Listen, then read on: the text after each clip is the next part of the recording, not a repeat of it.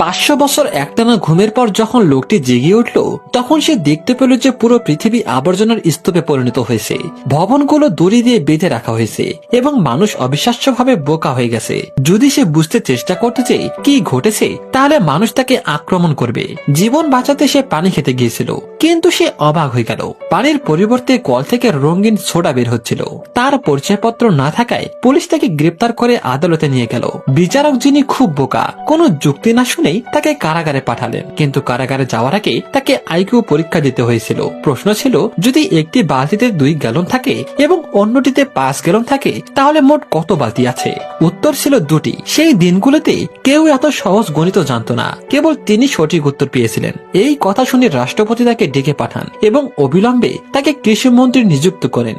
ক্ষেত পরিদর্শন করার পর তিনি আবিষ্কার করেন যে সোডা কৃষিকাজে ব্যবহার করা হচ্ছে, কারণ লোকেরা বিশ্বাস করতে যে জল কেবল টয়লেটের জন্য। অনেক কষ্টে তিনি সবাইকে রাজি করান এবং খেতে জল দেওয়ার ব্যবস্থা করেন। কিন্তু 1 মাস পরেও যখন ফসলে ব্যর্থ হয়, তখন হাজার হাজার বেকার সোডা কোম্পানির কর্মী তার বাড়ির বাইরে বিক্ষোভ শুরু করেন। জনসাধারণের ক্ষোভ প্রশমিত করার জন্য রাষ্ট্রপতি তাকে এক ভয়াবহ মৃত্যুর মুখে ঠেলে দেন। বিশাল যানবাহন যখন তাকে পিষে ফেলতে যাচ্ছিল, ঠিক তখনই পর্দায় একটি অলৌকিক দৃশ্য দেখা গেল। অবশেষে মাটি থেকে ছোট ছোট গাছপালা গজালো। এই ধরনের আরো ভিডিও দেখতে সাবস্ক্রাইব করুন।